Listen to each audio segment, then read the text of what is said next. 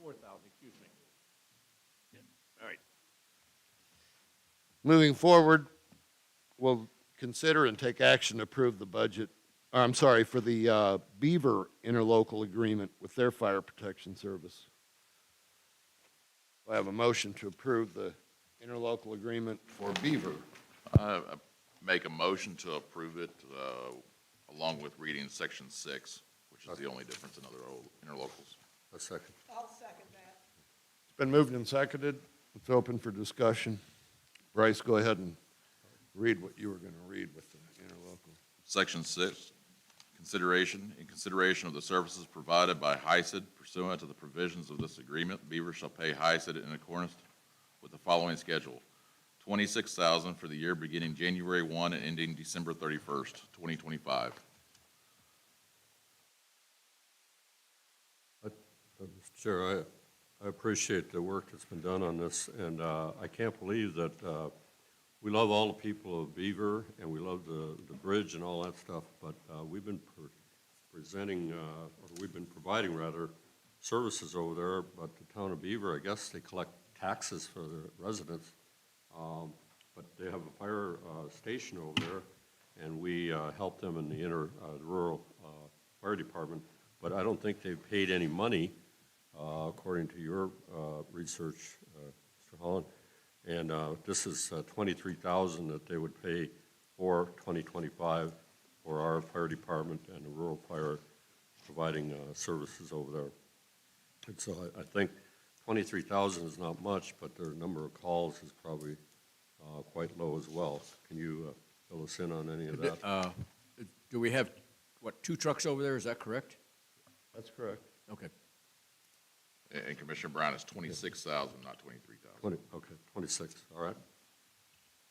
And is it true they haven't provided anything over the years, or what? There was an interlocal that ended in 2008. Right. But no money involved, no exchange of funds?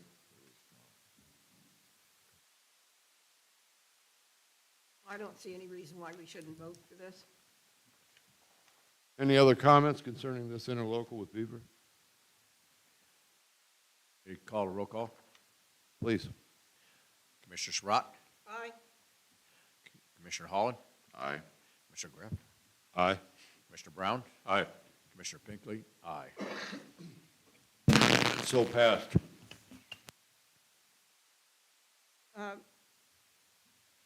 Mr. Chairman, we got this late notice of voting for the levy increase. Can we add that to the agenda at this point? Can I make a motion to consider the, a motion to amend the agenda to discuss the levy increase? Sure.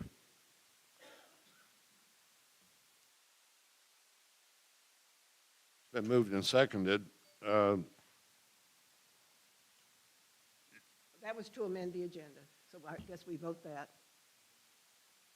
All those in favor of amending the agenda to look over the order of levying tax, say aye. Aye.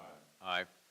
Okay, now we can, I make a motion that we consider the notice of order levying the tax assessment for 2025. And I'll second that motion. And we'll open it for discussion on the notice of order levying a tax assessment. Chair, I wanted to thank Scott for coming up with the tax assessment as well.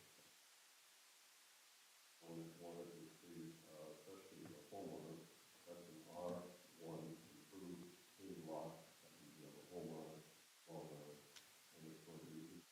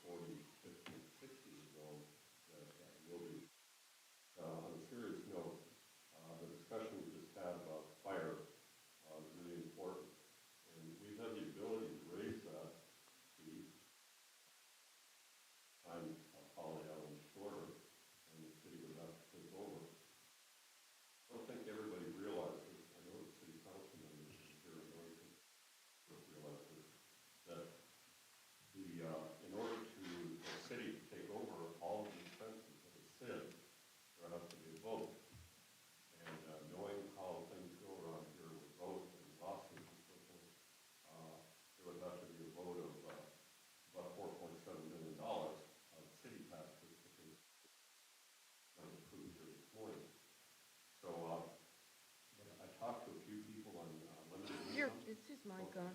I don't think your mic's even on. Turn your mic on.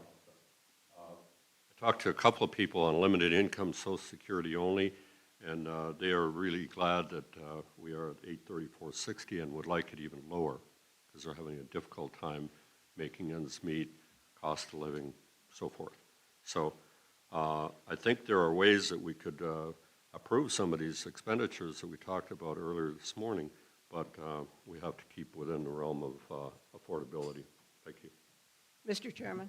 Yes. I had looked into this previously, and according to our law, this levy increase has to be equal across all property types. So we increased it 7% across the board. We cannot legally reduce one class of property. And what Mr. Brown is asking for is a decrease of a little bit over 4% in our revenue. It's $91,000 that will come out of our revenue if we decrease this across the board by 4%. This was approved, and Rich, am I correct that your staff took the budget and they went on each one of these types of properties, and this would be illegal. Let me finish the question. I'm turning on the mic.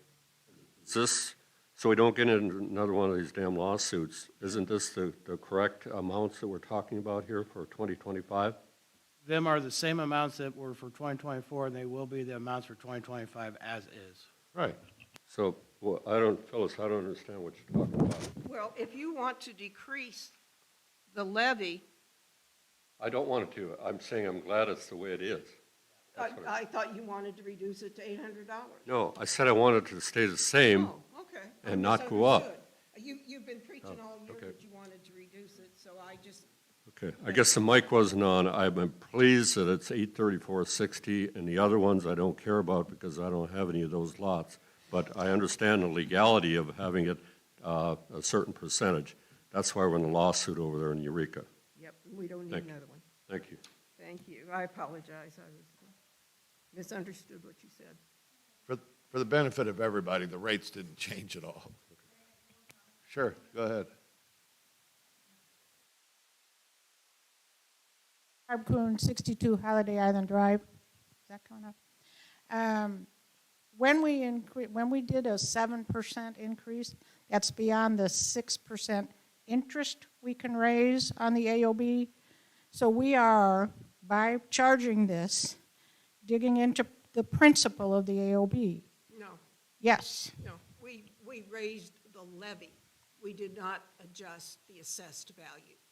No, raised the levy. what I'm saying is, when your assessment is more than 6% of the interest that we charge, that we can only increase it 6% a year. If you assess more than 6%, you are eating into the principle of the AOB. And you will decrease the life of the SID every year you do that. But that's not what we did. Yeah, you did. No, we raised the levy. It doesn't matter. We raised the tax, we did not raise the assessment. The assessment values remain the same. The AOB remained the same, I get that. Okay. But the assessment that you take off of that AOB will reduce principal if the AOB, if the assessment is not equal to or less than 6% of the current AOB total. That's how it works. I guess we'll find out whenever the judge makes this decision. Yeah. Well, that doesn't make any difference on the Right. No, what lawsuit. you're It's just saying the is actual accurate, math. Barb.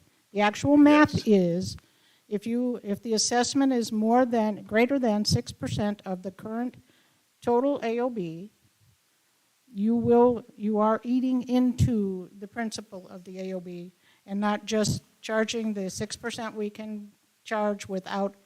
It's the same as making an extra house payment, one Exactly. house payment a year. Exactly. You're cutting back on the principal, and that's I understand what you're saying, and it's accurate. Yeah. Has nothing to do with the 7%. Right. Yeah, and eventually, Raise. because we do that, it does lessen the life of the SID. Yes. And I'm with Ken. I won't be here when it dies, but I would like to keep Holiday Island as a viable community for long past when I'm no longer here. I will say that we're talking apples and oranges then. If you're talking about the decrease in the value of the assets, which is the normal amortization, that's one thing. By law, we may raise the levy, the tax, up to 10%. I wish, Barb, I disagree with that. That's absolutely true.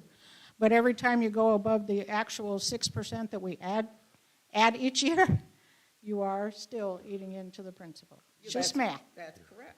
Barb, I wish I would have brought Matt's little presentation. Wasn't that a great presentation? Yeah, and next month when he comes down, I'll just tell him to bring that presentation with him.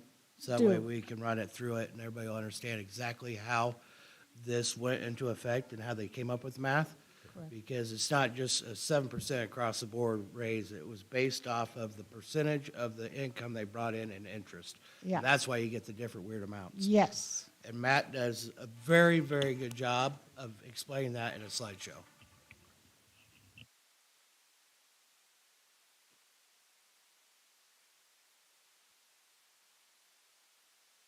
You want to call the roll and we'll vote for the notice of the order of levying the tax. There's been no increase, so it's, Aye.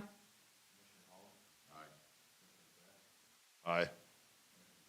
Aye.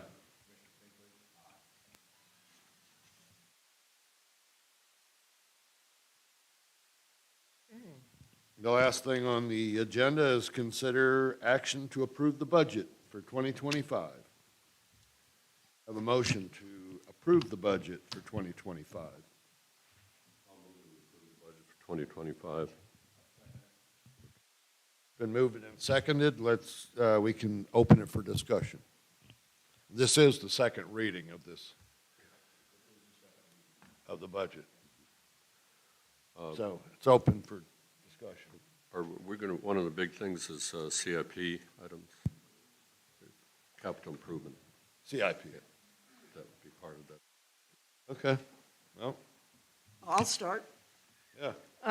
Under restaurants and meetings in the capital improvement budget, there's an expense of $50,000. I'd like an explanation of what that's for, please.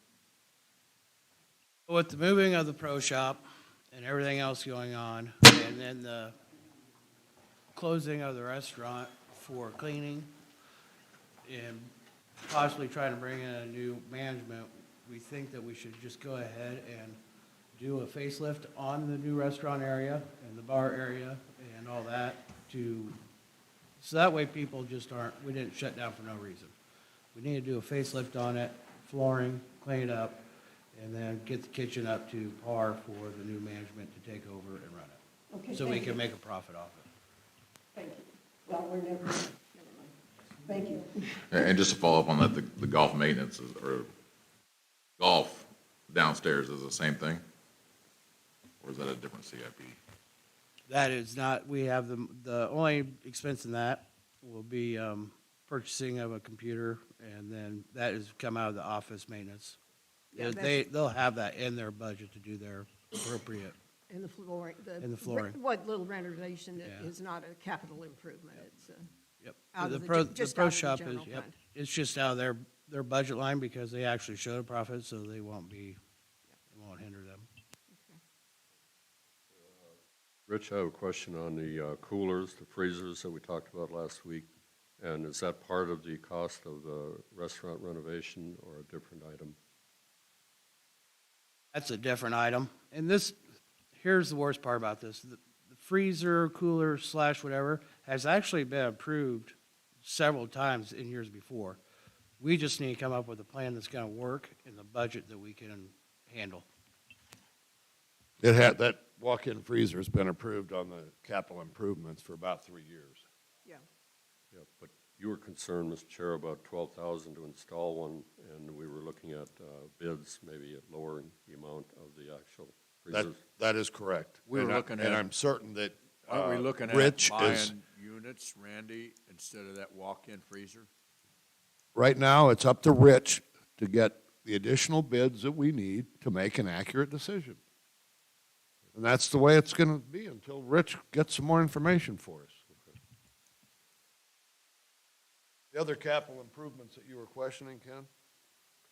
I wondered if we got on the $170,000 item, if we have 3 bids on that one. We do not. It's in the capital improvement budget, but it's not approved to make a purchase.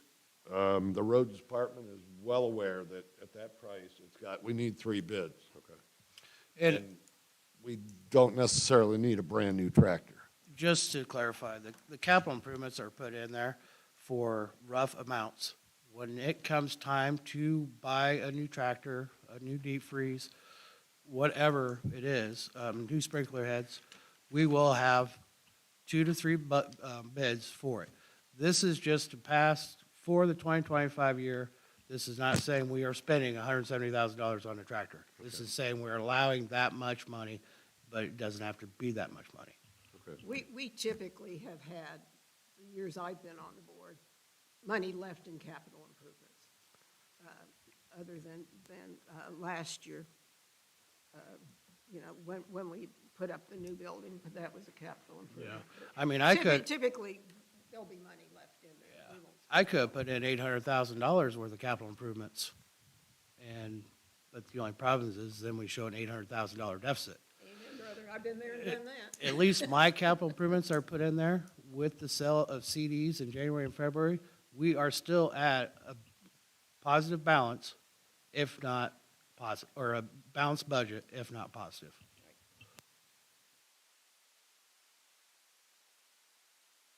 Any other discussion on the budget? Well, I mean, we've talked about the 3 bids on the tractor and that Vezus, the machine already. The Versaboom. So that will fall under a workshop probably later on. And, because we looking at different options of tractors and used tractors versus new tractors, and there's a lot of options we haven't even looked at. And we don't need the Versaboom tomorrow. Right. I mean, we can, before we get into full-blown summer, I mean, we can discuss this, we can go over bids with options, until May. And then we can decide what we're gonna do. And a rear boom Except is there's a a lot delay cheaper on than a side boom, construction. correct, Rand? What's that?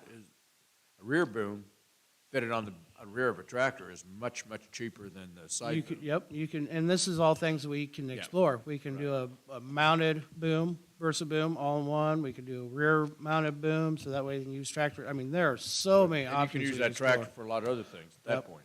I mean, it's just like the cooler. I mean, there's so many options we can explore with the cooler. It's just stuff that when it's time, we need to bring up, have discussion, and then vote on in a regular meeting. Okay. I'm good. The question I had, Mr. Chair, is on the paving, and Mike was here a couple of weeks ago, and we talked about 100,000. Are we okay with that, and does that determine the street that we would pave? Or He- chip and seal? He had 2 short streets that we could do for $100,000. And we have that in our capital improvements. Is it pave or chip and seal? He mentioned chip and seal, and we had that discussion a couple of years ago. No, I think actually what we're talking about is paving. Paving, yeah. This chip and seal was less, it was, yeah, I think that what we were discussing and put in the capital improvements was actual paving. Paving, good. It wasn't clear, now it is. Thank you. Okay. Any other discussion on the budget?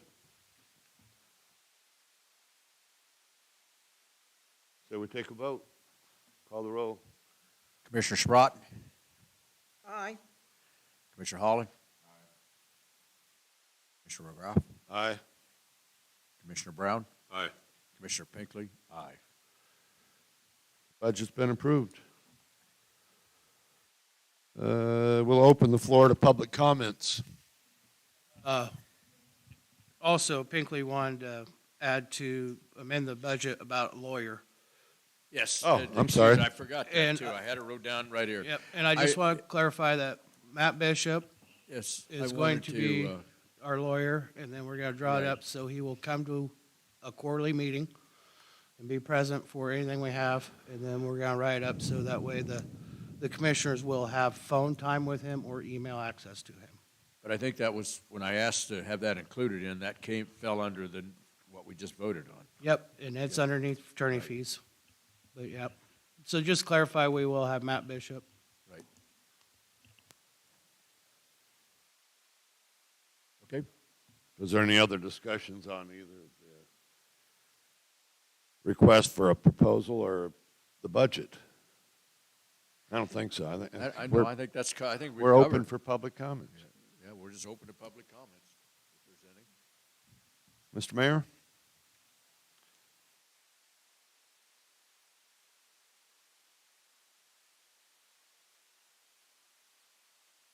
Mayor Keys, and Dan Keys, 120 Holiday Island Drive.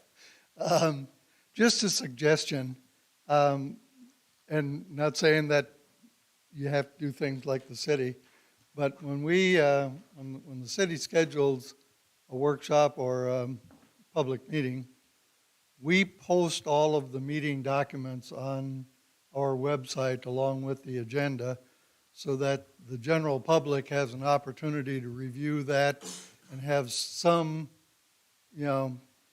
knowledge of what's going to be discussed and everything else. We don't, I just sat through, almost 3 hours of meeting here. We don't have copies of anything that you're looking at, anything that you're discussing. Just a suggestion, but it would help us a lot if you posted all those documents on the website along with the agenda before the meeting, so that, if there's going to be discussion on a interlocal agreement with Beaver, we could see what that agreement was going to be, that was going to be discussed. This way, we're not really prepared to ask any questions or provide any input. Mr. Mayor, point well taken, and I think we should do that. We should post our documents that we're going to talk about in a meeting, should be posted beforehand so people can review them. And then, not only that, it allows the people to make their schedule based on where we're at in the agenda, and if they even want to be around for that part, because they've already seen the document. So I agree with what you're saying. We should do that. Any other public comments? Janice?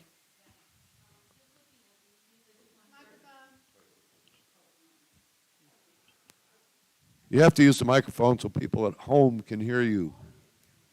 In the recorder. Quick question, this is the first, this for the fees. Up here at the top was just crossed off, the punch cards, are those no longer available? Yay or nay? To me, They are no longer available. And now they're buying them down by us, so now I have to tell them no? you've sold some?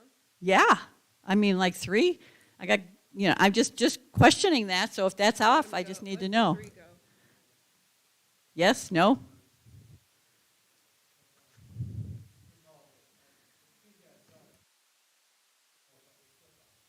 I think we keep the punch cards. Okay. I mean, we've got the ones for the 9-hole, and Right. we've got a stack left, and we just sold 1 or 2 recently. So I'm just, when I saw that, I thought, well, I better ask. No, we're going to keep the punch Should card. keep the punch card for the We just 9-hole. put it in place last year. Yeah, I know. That's why I don't know why I was rushed off. That's what I was. It was not in the amenity schedule last year. That's why it missed getting on this year. But we are Okay. doing the punch cards for the 9-hole. Okay, good. Thank you.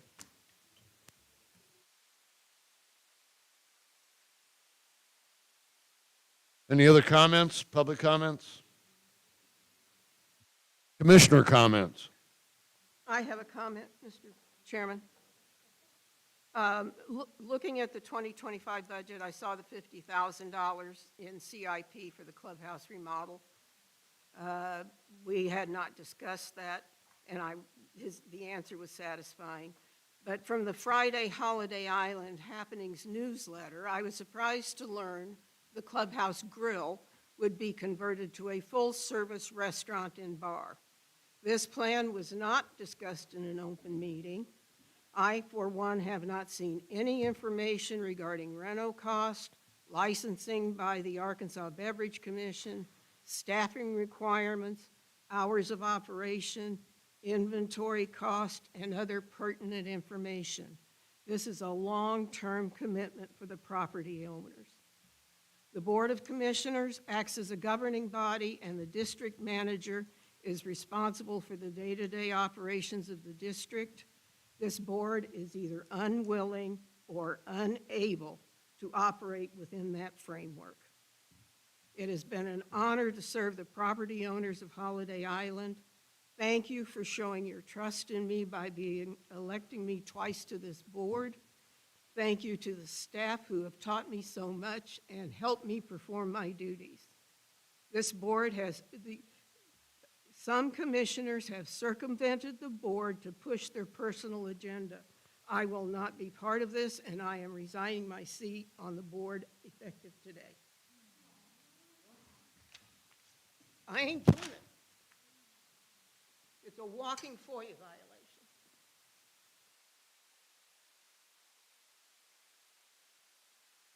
violation. Chair, I have a comment on restaurant and so forth. We heard initially, before a lot of this happened, that we were losing about 120,000, I think that was a figure that you came up with, over the year on a restaurant grill. I call it the Pro Shop Grill. But then a decision was made to move the Pro Shop downstairs with all the things that entails and a computer and so forth, by the starter by number one. Then we had a lot of problems with the grill. It was deemed unsafe by the fire chief, and then we also went in there and spent a lot of money on cleaning it up. Now, Rich has come up with a plan to go forward with that restaurant. I have always said that we should have a community center, not a country club. You're going to have a country club, you're going to have a bar. You're going to have a 19th hole, as Larry Stamps used to call it, and there's alcohol there. If you want no alcohol, then you're not a country club. And I'm not promoting alcohol here. But if that's what you want, if you want a nice golf course and a place for people to come and eat between the 9 holes, and the citizens to come like they have been Sunday morning and all through the week, then you need a restaurant that's up and running. It's more maybe than little bottles of wine for $4. Again, I'm not promoting alcohol, but if you're going to have a full-service restaurant and you're going to have to try to decrease this $120,000, and then we went out and tried to get chefs. We tried to get restaurateurs, I guess they're called. None. We didn't get any. So we're going to have to go back to having employees who are great employees, and we're going to have to make this thing work again. And I eat up there a couple times a week sometimes. My wife enjoys it. We enjoy it. We had even people, we had a van that we would bring $18, $15 meals to the home. You call up on Friday and say, gee, I'd like your pork dinner, and they would bring it to your house. So we've tried to help the citizens, and we tried to make a nice place. And, you know, Phyllis, I'm disappointed in how you feel, but I think we either close it down and just have rolling hot dogs on a thing and have Cokes there, or we make it into a restaurant. But we've got the building. We need to make it a country club, or else we need to just make it a meeting room for cards and cribbage and so forth. My point is that when it is announced what is being done in a public forum, and it has not been discussed, that is not the way we should be operating. We And have I discussed nothing this more to say. time and time again.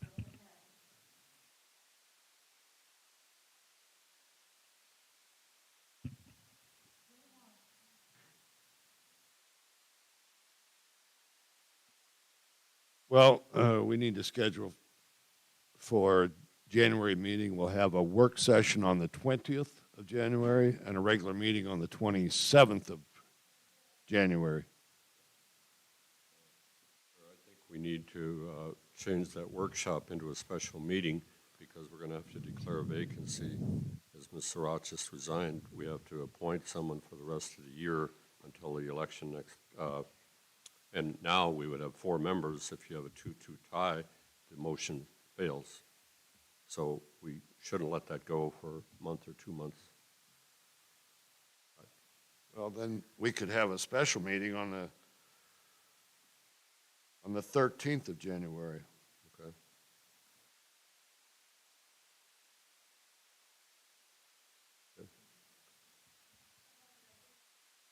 Say that again? No, the regular meeting would be scheduled for the 27th. This would be a special meeting to fill the vacancy on the 13th, Monday. which is Monday, the 13th of January. That would be our workshop day. No, that'll be a special Okay, meeting now, what date did you have for a workshop then? on the 20th. On the 20th, the week before. That's what I wrote down here, but I thought you were changing it to the 13th. That's fine. We can't do anything with the Right. vacancy on the board at a Right. work session. Right. And Ken's argument Yeah, is. so we need that to deal special with it meeting on the before 13th to 27th. vote on somebody. I'm sorry? We need the special meeting on the 13th to vote. Yes. Okay, that's correct. I'm not sure, Rich, would you check the regulations? I think we just had the vacancy and we declared it, I guess, and isn't there a period of time, maybe some of you have been on the board before, couldn't remember offhand, I think you declare the vacancy and then you ask for nominees to fill that vacancy till next December. I don't know if that's on the same meeting or not. Have interviews or people talked about why they would want to be appointed, or I just don't remember. We haven't had that many. My understanding, and Mr. Mayor can correct me if I'm wrong, we have a meeting with Jack Deaton here. Nominations can be made from the floor, and the person who gets the most nominations is the next commissioner, and that would then be sworn in by Jack Deaton on that day. Is that correct, Mr. Mayor? I'm pretty sure that it's vacancies prior to an election cannot be filled by the board. They're at a special meeting, and we take nominations from the floor, and whoever has the most votes becomes the next commissioner. That's my that's the way the understanding. Is that what your regulations understanding, read. Bryce? In the meantime, we'll check it out, make sure that we're There've been legal some- of what we're doing. Yeah, Mr. Chair, there's been some confusion in the past, like say there were 3 people running, and they would always say, well, if somebody resigns, then and the first person, like Mr. Holland in this case, won, and the second person would be appointed, but that's not the way that regs read. We've had that confusion in the past. But I don't think, like, let's say we have 2 people and 3 on the board, well, we're only 2 people then at that time. It's only 4 on January 13th, 4 of us here. What if 2 want John Doe and 2 want Mary Smith? I don't think it's a vote. It's not up to us. Huh? It's not up to us. Who's It's up to the quorum court judge. He's the one that rules. No. He swears them in, that's all he does, Jack Deaton. I'll check the regulation, but I'm pretty sure he has to approve it at that point. It's not up to the board. I'm sorry?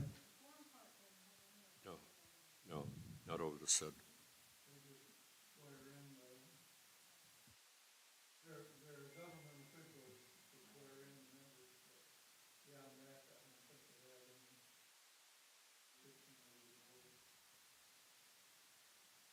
Well, in any event, we'll figure it out between now and the 13th of January. Do I have a motion to adjourn? So moved. I'll second it. It's been moved and seconded. All in favor? Aye. Meeting's adjourned.